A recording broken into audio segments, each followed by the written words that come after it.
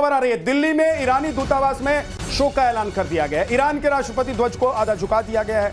Iran में 40 दिन के शोक का ऐलान कर दिया गया है और उसके बाद ईरान के राष्ट्रीय ध्वज को यहां पर जो ईरानी दूतावास दिल्ली में मौजूद है उसमें ध्वज को झुकाया गया है, शोक का ऐलान किया गया है, क्योंकि ईरान में 40 दिन के राष्ट्रीय शोक का ऐलान है और प्रमुख जो नेता उनके थे उनकी हत्या हो चुकी है, टॉप लीडर्स की हत्या हो चुकी है। इसलिए अब यहां पर दिल्ली में भी ईरान के दूतावास पर आप देख रहे हैं कि झंडा झुका दिया गया है। एक और बड़ी खबर आ रही है, अमेरिकी जहाजों पर ईरान ने पाबंदी लगा दी है। अमेरिकी जहाजों पर ईरान ने पाबंदी का ऐलान कर दिया है। यूएस जहाजों के लिए फारस की खाड़ी का रास्ता बंद कर दिया गया है। ये अब जो आगे होने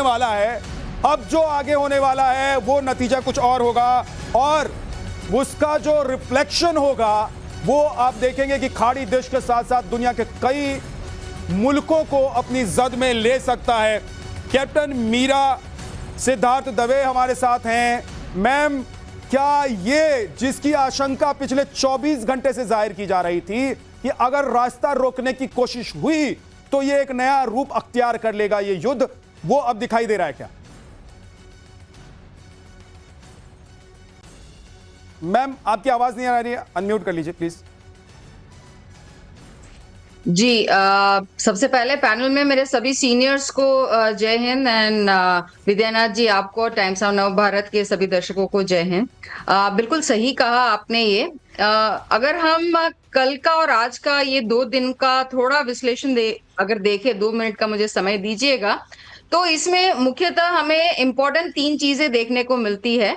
सबसे पहले तो ये कि अब तक जो है वो इजराइल हमने देखा पिछले कुछ टाइम में कि वो मिडनाइट में अटैक करता था। इस बार उसने दिन में अटैक किया है और उसका सबसे मेन कारण ये है कि इजराइल इस बार किसी इंस्टॉलेशंस को अटैक नहीं कर रहा था, बट वो एक मीटिंग को अटैक कर रहा था। वो मीटिंग जहां पे प्रेसिडेंट, उनका सुप्रीम लीडर और उनका डिफेंस मिनिस्टर एक साथ एक ही जगह पे मीटिंग कर रहे हैं, वो मीटिंग को वो अटैक कर रहा था। इसलिए वो समय इंपॉर्टेंट था और वो हम सबने देखा कि किस हिसाब से इतनी महीनों की सर्वेलेंस और इंटेलिजेंस जो है वो इजराइल की, जैसे पिछली बार उन पेजर्स में लेबनान में वो आज तक उसको भुगत रहे हैं। अब से ये होगा कि कोई भी आईआरजीसी का अगर कमांडर मीटिंग के लिए जाता है तो उसको ये सोचना पड़ेगा कि क्या वो मीटिंग के लिए जा रहा है या अपना डेथ वारंट साइन कर रहा है, क्योंकि इजराइल को शायद ये मीटिंग के बारे में भी पता हो। नंबर 1 के साथ रोक रहा हूं, एक और बड़ी खबर आ रही है।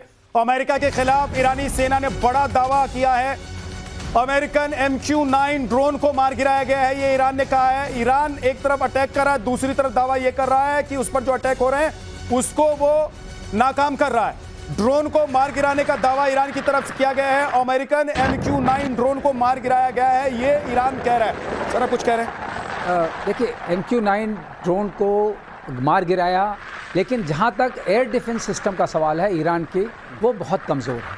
लेकिन S-300 उनके पास हैं, तो इक्के दुक्के आप ड्रोन्स गिरा सकते हैं। लेकिन ये कहना कि ये ड्रोन्स एयर डोमिनेंस जो ईरानी एयर स्पेस के ऊपर है यूएस और इजराइल की, उसको ख़त्म कर सकेंगे, बिल्कुल नहीं।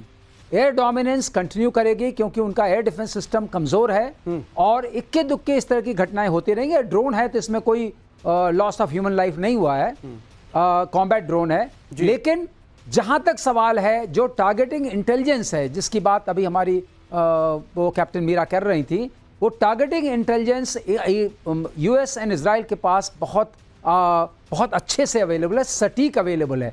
और आज के जमाने में अगर आज के वॉरफेयर एक और बड़ी खबर आ रही है सर, ओमान पर ईरान ने ड्रोन अटैक किया है। ओमान पर अब ईरान ने ड्रोन अटैक किया है। एक तरफ ईरान ने दावा किया है कि अमेरिकी ड्रोन को मार गिराया गया है, दूसरी तरफ ओमान पर अटैक हुआ है।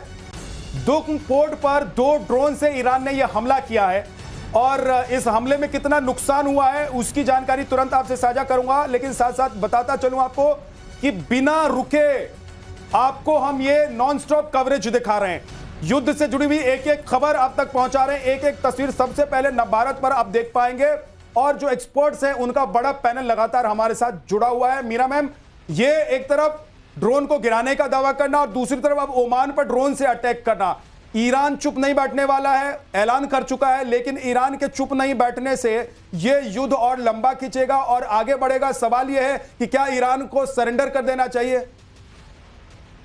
विद्यानाथ जी, जैसे अभी एयर वाइस मास्टर सर ने भी कहा, मैं अभी सेकंड पॉइंट उसी पे आ रही थी। जो पहला मैंने इंटेलिजेंस का बताया, दूसरा एयर डिफेंस सिस्टम का बताया, और जैसा सर ने कहा कि बहुत वीक है, and I am sure sir would agree कि HQ-9 चाइना के एयर डिफेंस सिस्टम यहाँ पे भी यूज कर रहे हैं। जो ऑपरेशन सिंदूर में भारत ने भली भांति दिखा दिया कि वो सिस्टम कितना वीक है, और अब सेकेंड जो है वो ईरान में हम देख रहे हैं। इस वजह से ये परिस्थिति यहाँ पे दिखाई दे रही है।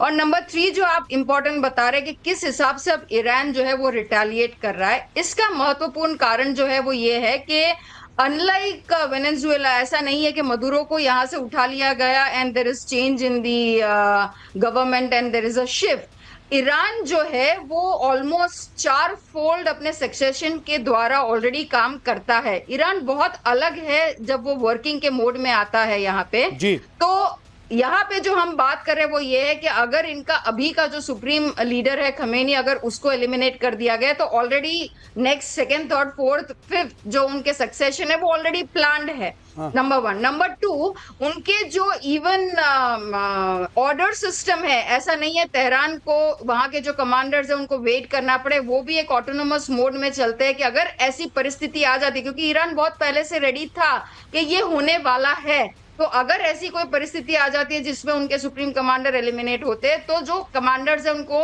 वेट नहीं करना पड़ रहा है तेहरान से ऑर्डर्स के लिए। तो इस वजह से हम देख रहे हैं कि इमीडिएटली कल सुबह एक्चुअली उनके जो सुप्रीम लीडर है उनको एलिमिनेट कर दिया गया था, और उसके बाद हम कंटिन्यूस देख रहे हैं कि कैसे ईरान जो है जहां पे यूएस के बेसेस है वहां पे वो अटैक कर रहा है, बिकॉज ऑफ दिस रीजन। लेकिन तो सबसे महत्वपूर्ण इसमें देखा जाना चाहिए वो क्या है आगे के लिए कि IRGC को वीक या डिसॉल्व करना पड़ेगा, तब जाके नेक्स्ट कोर्स ऑफ एक्शन हो सकता है।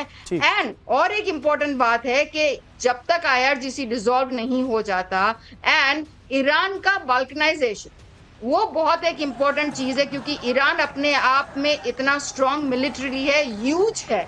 तो अगर आगे यूएस और इजराइल को इस पे एक कंफर्म्ड वर्किंग चाहिए, ऐसा नहीं है केवल कि केवल रिजीम चेंज है, it has to have a fruitful solution to it. अगर जो इजराइल और अमेरिकन लीडरशिप सोच रही है, तो this can be a important way forward for US and Israeli leadership and intelligence, क्योंकि इंटेलिजेंस पे तो जैसे पहले भी मैंने बताया यूएस और इजराइल इतना स्ट्रांग है कि आगे जो भी कार्रवाई कर रहे हैं उसमें उनको काफी कुछ इसमें अवेलेबल होगा। लेकिन जब तक मैं लौट कर आता हूं आपके पास, एक और बड़ी खबर आ गई है।